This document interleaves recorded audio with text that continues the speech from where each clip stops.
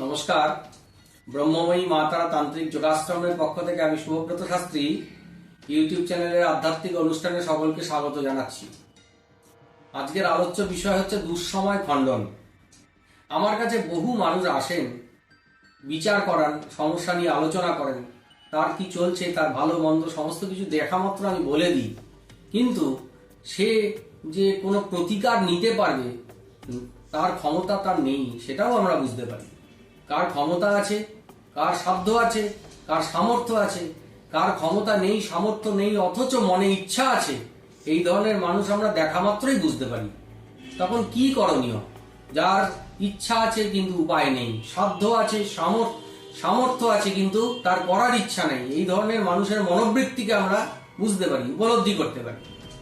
এইবার যারা আমাদের কাছে অনেকেই গরিব মানুষ আসেন, দুঃসময়ের মধ্যে দিয়ে একটু বিচারের, একটু প্রতিকারের উপায় কি করা যেতে পারে কম খরচায়, বিনা খরচায় অনেকে জানতে চান, তাদেরকে আমি এই সহজ উপায়টি অনেককেই বলেছি।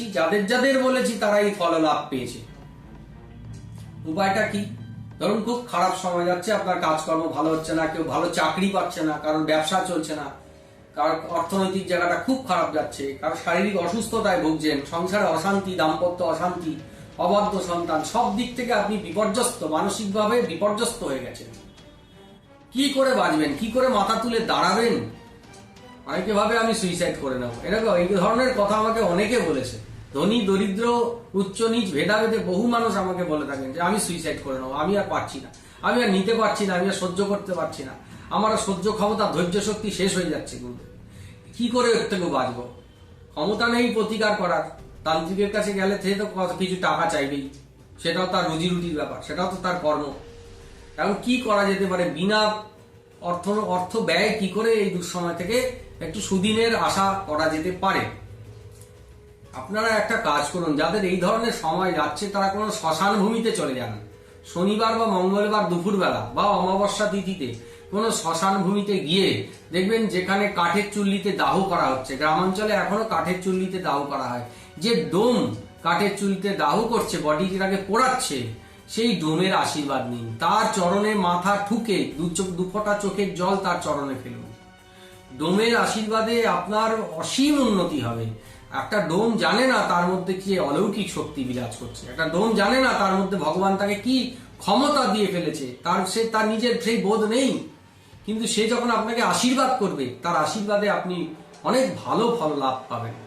ডোমের আশীর্বাদে আপনার দুঃসময় কাটবে, খারাপ সময় কাটবে, অশুভ গ্রহদোষ খণ্ডন হবে, সুসময় আসবে, দুঃসময় থেকে মাথা তুলে বাঁচার একটা রাস্তা, পথ খুঁজে পাবেন। ডোমকে সাধ্যমতো দক্ষিণা দেবেন, পারলে ডোমকে ভালো কোনো দোকান, হোটেল, রেস্টুরেন্টে বসে পেট পুড়ে ভাত, মাছ, মাংস খাওয়াবেন, তিনি যেটা ভালোবাসেন তাকে খাওয়াবেন। যদি পারেন তাকে পরনের একটা জামা প্যান্ট কিনে দেবেন তাকে, আর যদি কিছুই না পারেন আপনার সাধ্যমতো তাকে দক্ষিণা দিয়ে আপনার দুঃখের কষ্টটা আপনি তার কাছে নিবেদন করবেন, তার চরণে মাথা ঠুকে প্রার্থনা করবেন যে আমাকে একটু আশীর্বাদ করো বাবা, যাতে আমি দুঃসময় থেকে বেঁচে মাথা তুলে দাঁড়াতে পারি, বাঁচতে পারি। ডোমকে নিজের মনের কথা জানান, ডোমের আশীর্বাদে আপনার জীবনে সুখ, শান্তি, সমৃদ্ধি ফিরবে এবং খুব অল্প সময় কাজ হবে, বেশি দেরি নয়। আপনি এই কাজটা করার কিছুদিনের মধ্যেই উপকার পাবেন। এটা করে দেখুন, প্রত্যক্ষ ফলপ্রদ। যাদের বলেছি তারা প্রত্যেকে উপকার পেয়েছে। টাকা পয়সা লাগবে না, সামান্য কিছু খরচে শ্মশান ভূমিতে গিয়ে কাজটা করবেন। শ্মশানের পবিত্রতা প্লাস ডোমের শক্তি প্লাস ডোমের আশীর্বাদ, এর যে মিলনে যে অসীম ক্ষমতা, সেটা কিন্তু আপনার জীবনের পরিবর্তন আনবেই আনবে। ঠিক আছে, এই এপিসোডটা এই পর্যন্তই। এই ধরনের বিষয়বস্তু নিয়ে আমি আরো আলোচনায় আসবো, সেগুলোকে খেয়াল রাখবেন। চ্যানেলটাকে সাবস্ক্রাইব করবেন, ফলো রাখবেন। বিভিন্ন বিষয় নিয়ে আলোচনায় আসবো, ছোট ছোট বিষয় কিন্তু গুরুত্বপূর্ণ, মানুষের জীবনের চলার পথে অত্যন্ত গুরুত্বপূর্ণ বিষয় নিয়ে আমি আলোচনায় আসবো। সকলে ভালো থাকুন, সুস্থ থাকুন। জয় মা তারা, জয় জয় তারা। নমস্কার।